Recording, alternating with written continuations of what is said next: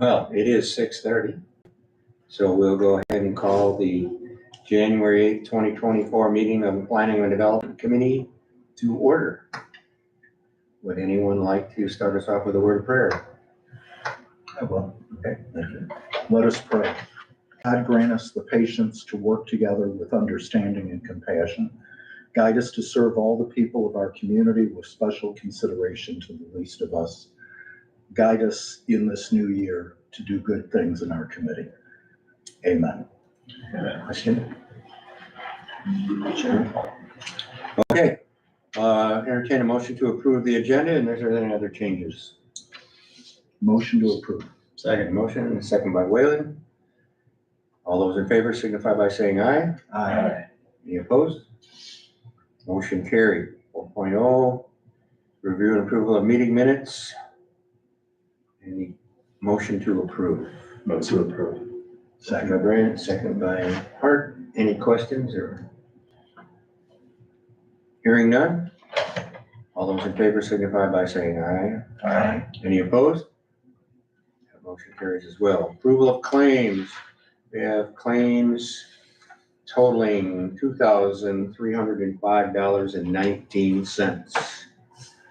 Motion to approve. Motion to approve. Motion. Second. Second by Whalen. Any discussion? No, I would. All those in favor of approving the claims signify by saying aye. Aye. Any opposed, same sign. Motion carried. On the public comment, I see no one here for public comment. Reports to the committee. 7.0, I know in your package you have a report from Greater Freeport Partnership. Andrea Schultz-Winters is at the committee of a whole meeting that started at 6 o'clock at the city. She was not sure how long she was going to be, so she said if she happens to make it over before the end of the meeting, she will do her best. Otherwise, any questions, she'd be more than happy to address, and we'll send out an update tomorrow via email if she does not make it. So. Okay, thank you. Zoning Department. Total deposits to the general fund for the year 2023 was $28,714.78. I'll have a breakdown of the permits next month. I just want to ask if you guys want to see it a certain way. Usually it just goes to Ms. Newcomer, the assessor's office, and I think that's it, right?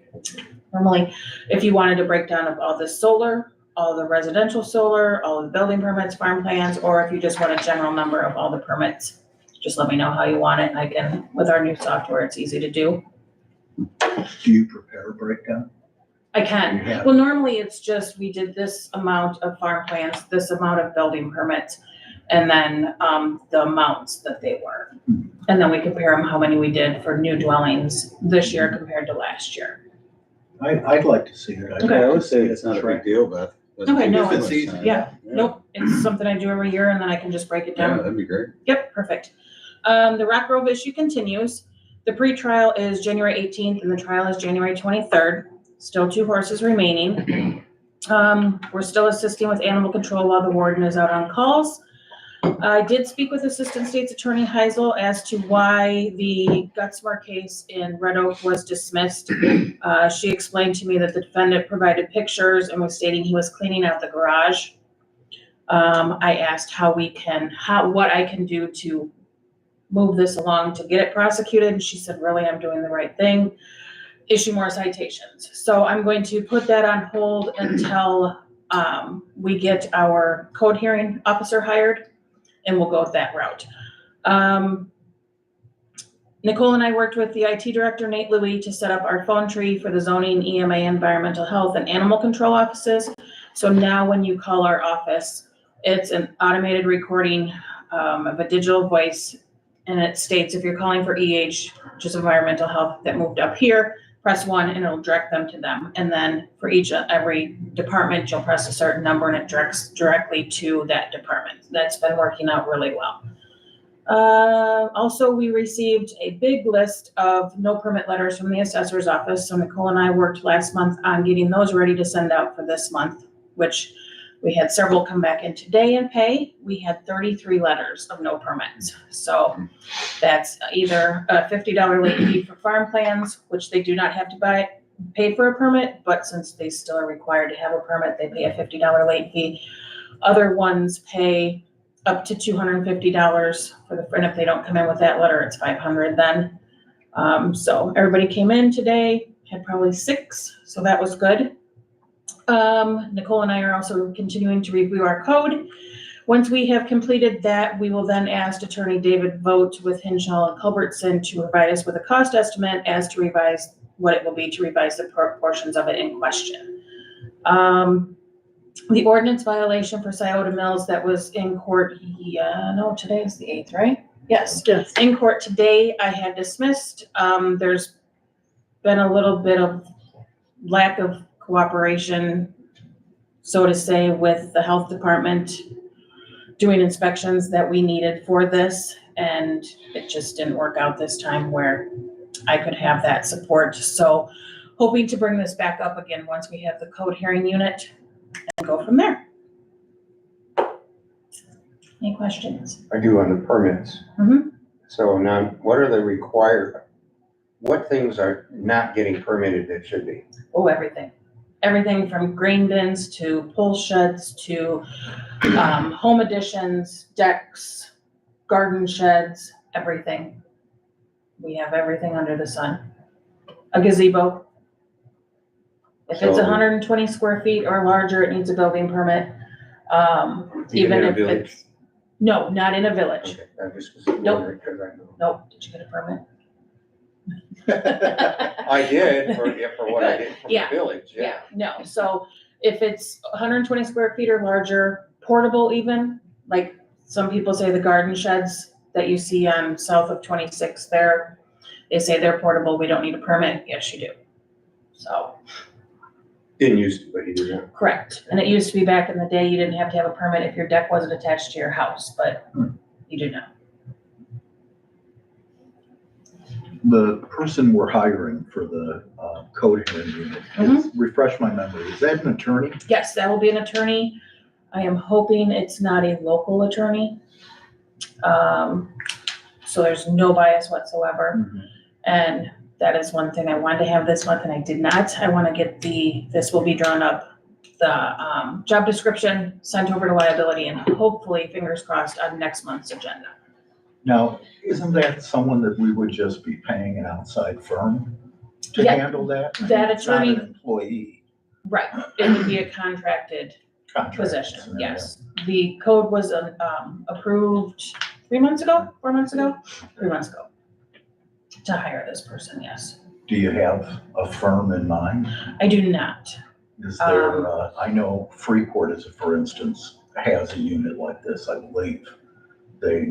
I know they have a process to do it this way. Okay. I wonder if we might be able to get a referral from them. We I could, don't know yeah, who no, it that, is. I yeah, don't I would have to put out an RFP, I believe it would be, correct? And it would get sent all over. Like I said, I kind of like it to be not local. Right. That So- makes sense. Hinshaw and Albertson. Culbertson? Say it again. Culbertson? Culbertson. Yes.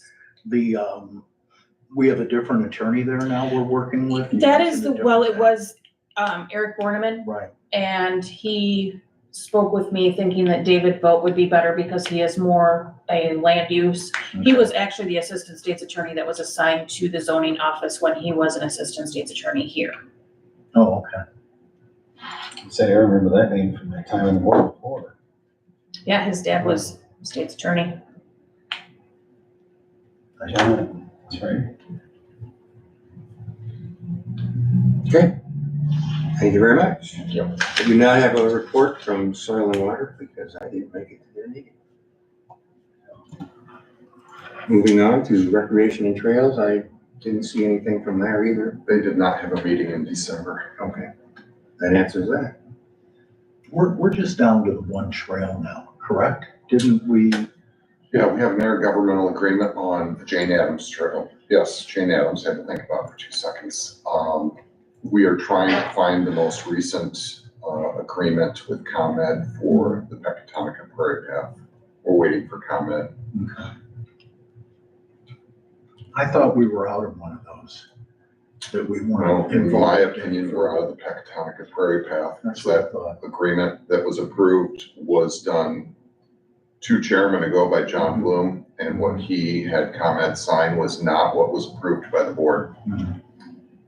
But yeah, I mean, we haven't participated in anything with that. There's really no funding for it. And that trail is actually owned by ComEd.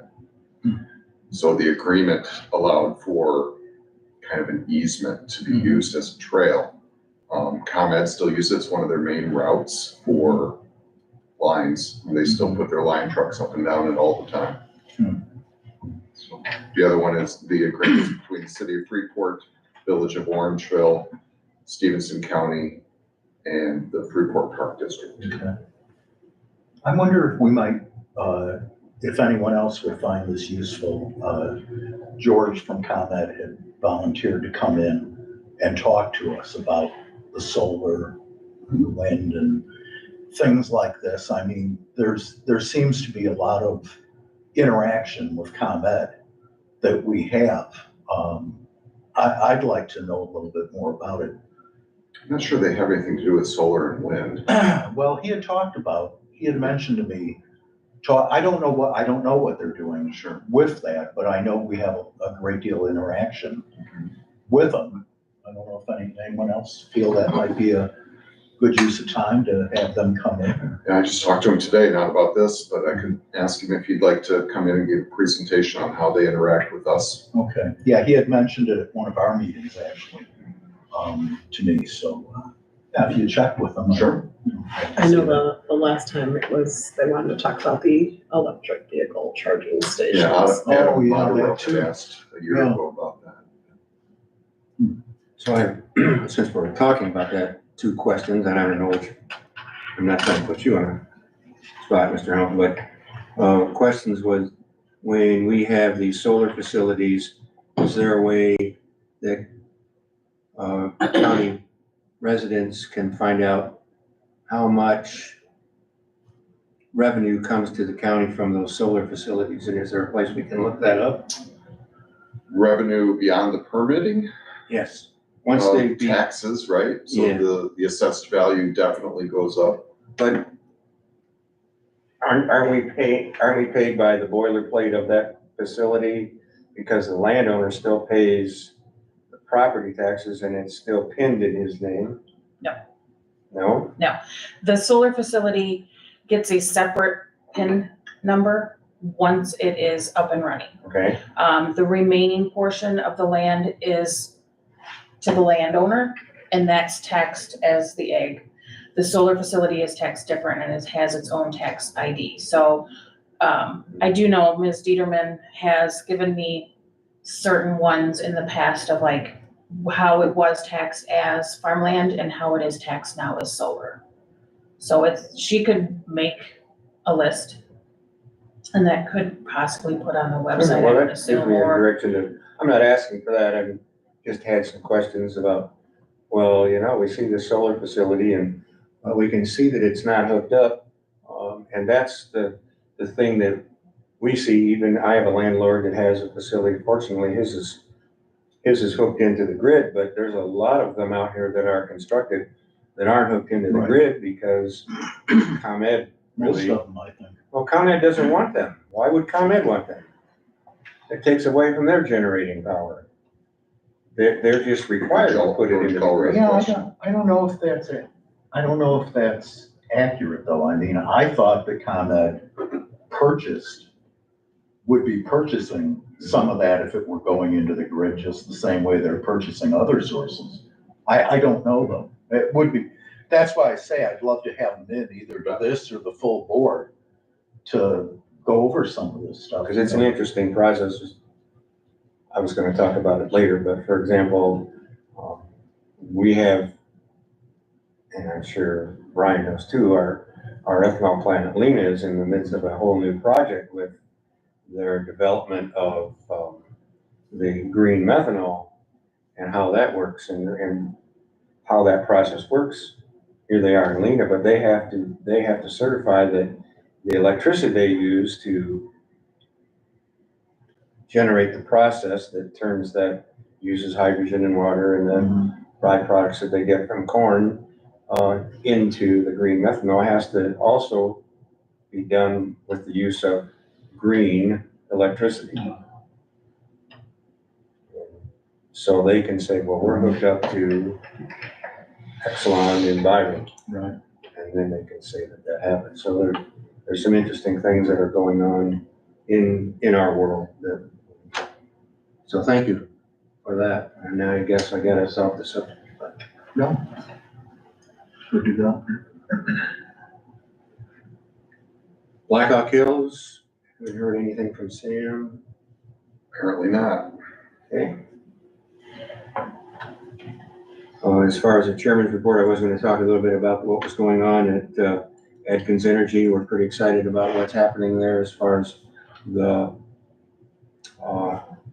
potential that has for that world and that industry and for us here too, because they take in about 19 million bushels of corn there a year, and all of the ethanol or the green methanol that they could produce with the amount of corn that they take in and doing their other products, they can produce enough green methanol to power one container ship for 1 year. And right now there is in the process, in construction, approximately 250 of those ships that would run on green methanol.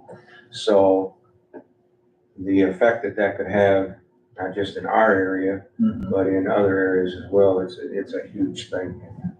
I think we need to be, sometimes I sit here and certain people think that we don't do things out in the country because we're not in Freeport. But I think we need to be aware of what's going on all around us, and I think that's one of those issues that should be looked at, and that we're able to do that. So with that, any new business? And we don't have any unfinished old business. Any public comment? I'm Yes, sir. texting George Colrap right now. Okay. I just told him we're in the Planning Development Committee meeting. Questions regarding whether ComEd is for or against solar projects within the county. He replied for. I said, is there any truth to ComEd dragging their feet on hooking up the solar projects around the county? He just responded, do you want me to come down? Do you want me to get him on the phone quick? If he's willing to come down, I'm sure he'd be willing to talk on the phone. Why not? I mean, yeah, sure. Okay.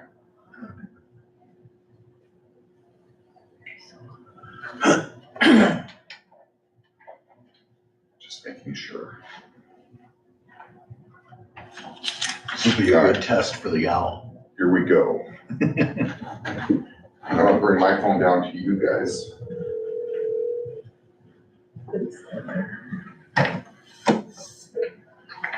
Hello, Scott. Hi, George. I've got you on speakerphone at the committee. Yes. You okay with that? Yes, I am. All right. Go ahead, Steve. Well, George, this is Steve Brick. Hey, Steve. How are you? Good. Good. Tankers won, so. Hey, yeah. Mr. Helms is not. We just had a couple questions. We were talking about the Peck Prairie Path, and then we kind of went out into the weeds a little bit, but we're looking at what ComEd's position is somewhat on wind and solar, and where that is and what your thoughts are. Okay, so we're really independent as far as each wind and solar. We're more than happy to provide the interconnection to either wind or solar to get the power back on the grid. So some cases are simpler than others as far as the interconnection is concerned on the location of the project itself and the nearest transformers or substations. So George, this is Jim Hart. You would, how you doing? You would connect to those sources and bring that into the grid, and you would pay that company for the energy derived, whether it's solar or wind, or how would that work? Yeah, it does doesn't matter either way. It's always best if the developer contacts ComEd on the location so we can tell them where the nearest connection could be. Sometimes there's not that easy. Sometimes it's very simple when they're near a substation. But yeah, we're all about providing, or not, I should say providing, but getting the access for the green energy to come back into the grid. And are there any limitations on that? Is there any impediment to doing that? If I were a developer and I called ComEd? There should not be. We have developments around all over the place. The one by Lena, the one that's going just to the west of, or it's just on the corner of Van Rockland Road and Stephenson Road. That's one of the newest ones I've seen. I'm trying to say, I just passed one the other day that's probably 20,000 panels. Wow. That's sprouted up. I think near when I was coming back from Oregon, I believe there's one. So, but as far as all the ones in Stephenson County, the one by Orangeville, I don't think there's any problems there. So I know there's one that's just on the border here at Freeport. That's where they're moving forward with, I believe. that the one up north that we had some. On South Street. Oh, on South Street, okay. Yeah, it'd be south to south. So, I believe it's Chicago Street crosses South Street to the south, and they're going to cross that field for their connection. So I'm curious why we hear about so many of the solar facilities not being hooked into the grid. Has been. I don't know. I mean, if you could provide the developer, I'd be happy to talk to him, and I'd have our interconnection team get on the phone and talk to him to see what's going on. So it shouldn't be a problem. So that would, anybody here, how does that, the difference between it being hooked up and not hooked up, is there any differential to the county in terms of revenue or functionality? I mean, does this touch us in any way financially? Well, I don't understand your question. Hooked up or not hooked up? I mean, if it's going to produce energy, it has to be hooked up somewhere to have it delivered. May I answer Yeah, that? please. Once it is permitted, that's when the taxes start taking effect. The assessed value. Yes, the assessed value is the minute the assessment office receives my building permit from that company. So it's no longer the landowner. That portion of the land is assessed differently. For the solar Yes, or the wind. Correct. And so they should be able to contact ComEd and get that into the grid then. Well, they should contact ComEd prior to the project being developed, so Okay. ComEd can explain where the interconnection would be. Because some sites may be more difficult than others. Okay. Hey, George, I'm just guessing, but don't you think that the developer would do that prior to construction? That's what they should be doing, yes. Yeah, why wouldn't they? Right. I know that there was, I believe in Opal County, they want to do development, and they're so far away from the substation that the developer said, well, we'll build you a substation. But substations are very pricey. It's a lot more than the developer thought.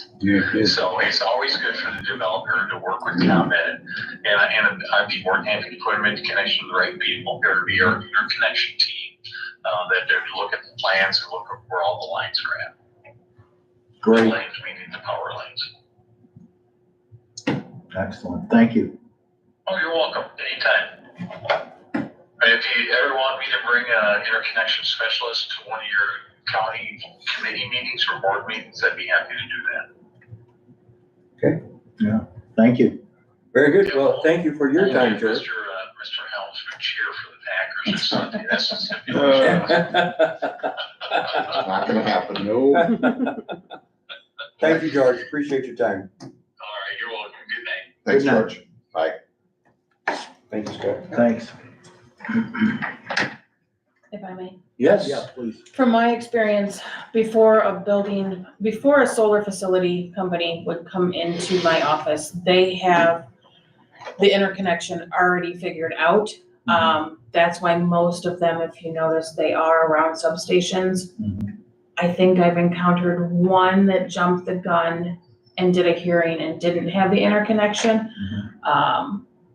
But that's very rare. I know the one wind company did, but they now have the interconnection for when they wanted to come in for their permit. So that is one of their main priorities, so. So this energy is getting transferred, put in the grid and utilized. Right, yeah, So we're not just sitting there. correct. And you can also subscribe into it. Like there's Next Amp. If you go online and type in Next Amp, my neighbors actually use it and they save about 17% on their electric bill. Really? Yes. And I think ComEd, if you go on your ComEd or on their website, they have something as well where you can subscribe. To purchase your electricity. Yeah, you'll get a ComEd bill and you'll get a bill through Nexamp. They were trying to explain it to me, like I was just kind of over my head for a while, but, yeah, but they do save. Well, that'd be interesting to know.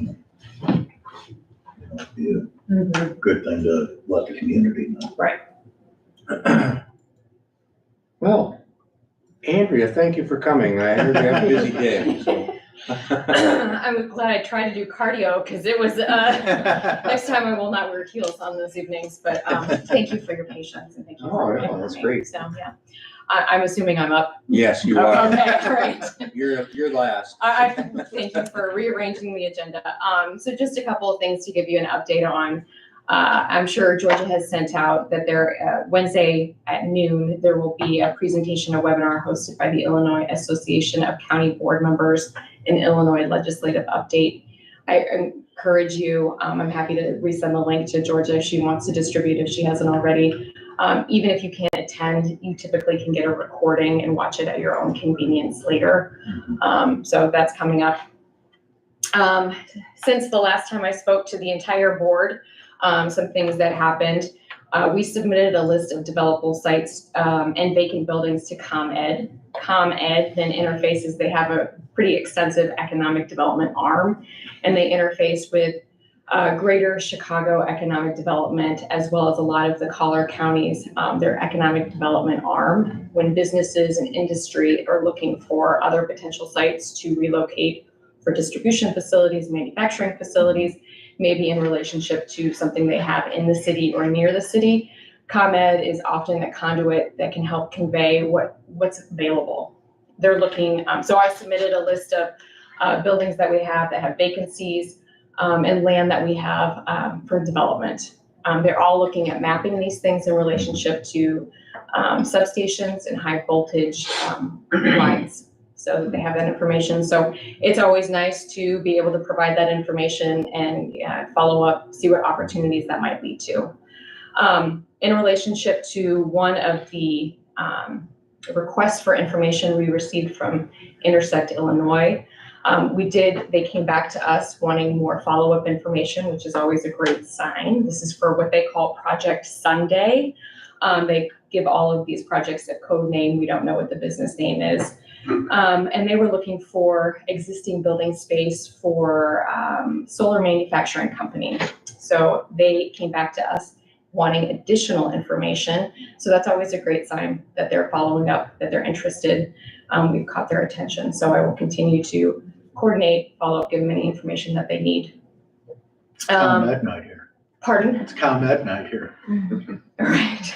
We were just on. Oh, you're talking about ComEd? Yeah, we were just on the phone with them as you came in.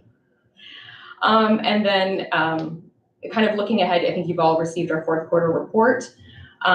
These are kind of some highlights that I just wanted to touch on since presenting to the full board in December. Some things that we are looking ahead at the partnership. We finalized our MOU with the city of Freeport. That is used, or that's kind of a stopgap. Our contract expired with them at the end of the calendar year. We're currently looking at revising that contract. So the MOU is just to extend our services. That will be for 30 days, so all of January, with an optional extension for going into February. I anticipate, just because of calendar meeting dates and how they fall, that it will probably need to go into February. Contract negotiations are going well, but it is an opportunity for us to revisit our services with them. our contract with the city will probably mirror very similar to our contract with the county that was renegotiated about a year ago. It's also, we're a 5-year young or 5-year-old organization. It's always a great opportunity for us to revisit our mission and vision statement and strategic planning. We will be doing that probably the second half of February or early March. Finalized date is to be determined, but we will be using the same consultant that the county is using, as well as the same consultant the city is using. So he is well versed with what the priorities of government is here locally. So that will really inform our process. We've also just met with our DEIB, or Diversity, Equity, and Inclusion and Belonging Committee, to finalize our inclusion statement. This will go in front of the board in January. This is also a great piece to have to inform our strategic planning work. And then last but not least, we have been in conversation with Honeywell. They are organizing a site tour, I believe of Plant 1. They were wanting, we've provided them with a list of names. They want to engage local stakeholders, local elected officials to come tour their site, see the plant. I think they have some new lines that they would like to talk about. And generally reach back out to the community, I think, and have maybe a new look or a new connection with the community that they might not have previously had before.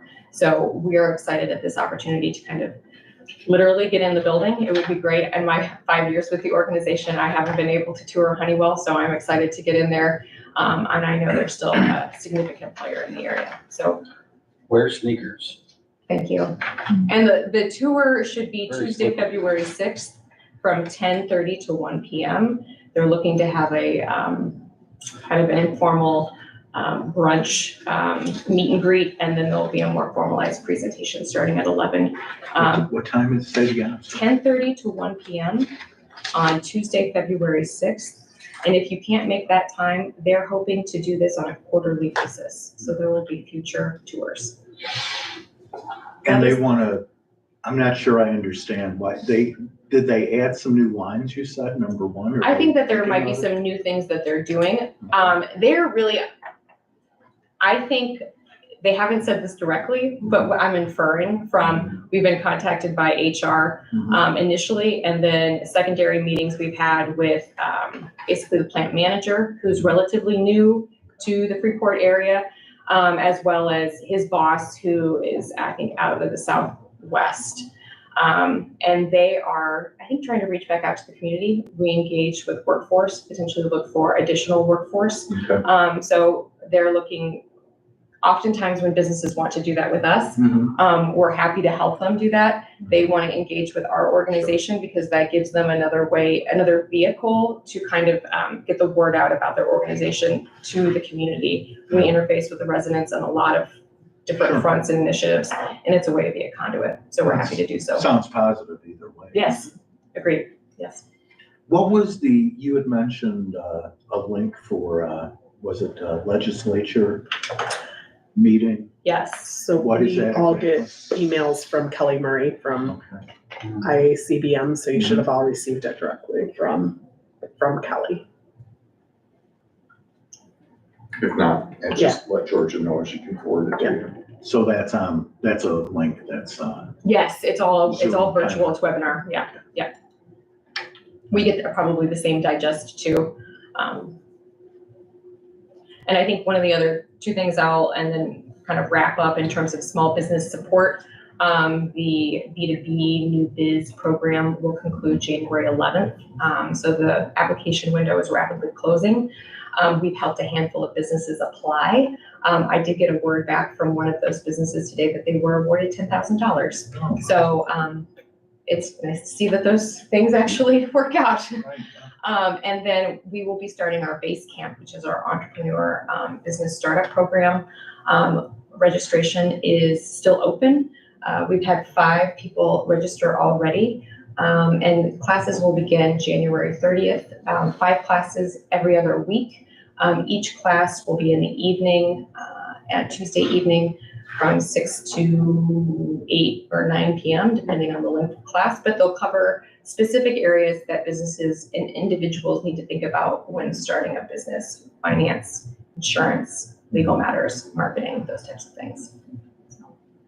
Sounds like fun. We're trying to get the word out a little bit more, but the response has been overwhelmingly positive, and we've had 5 people register as well as talking to many more. So Is there a fee? there is a fee. It's $200 if you sign up for all classes, or you can pay by class. We encourage everybody to take the entire suite of classes, but we received a grant from the Foundation of Northwest Illinois that is helping to underwrite the cost of that. So we're able to offer scholarships to the class. So someone can attend all 5 classes for $50. We want them to have some skin in the game. We found that is helpful. If they have to pay something, then they're more likely to attend and take it seriously, as opposed to just having it completely be for free. But we wanted to make it accessible. Who does the classes? Is it at Highland or is it? No, it will be at our office, and it's a combination of, depending on the topic of that evening. And I, off the top of my head, can't quote you the order, but the information's on our website. We're looking at local service providers. So we've engaged with local bankers, insurance agents, attorneys. We're bringing someone from the Small Business Administration, or the SBDC, Small Business Center, as well as 2 different SBDCs. We have one out of, from the south, from Sauk Valley, that is specializing more in small business development, and the SBDC, which is in Rockford, which has been around for a long time, but they're under new leadership. They're gearing more towards looking at venture capital. We're also connecting with having someone from the state come in and talk about state programs that might be a resource to these entrepreneurs as well. So we're wanting them to connect with local service providers here. So even after the class ends, of course, the partnership will always be there to help support. But then they also they know other resources in the community beyond just us. Gotcha. Thank you. Anything else I can help answer? Thank you all. Thanks for Thank coming. you. Yeah, absolutely. Thanks Thanks for for making it. being patient. Just have a pair of cowboy boots and you almost exactly like that. Yeah, next time I'm not going to wear heels, I'll wear sneakers. Anything else for the good of the cause? Motion Can I to move adjourn. to adjourn? We have a motion, I'll second that. second. All those in favor? Aye. Thank you very much. Might want to wear snow boots next time. I wasn't doing anything yet when I came in. Someone said it got pushed. Who knows? Looks like it's sneaking up on Everybody us. should be selecting weather person. They never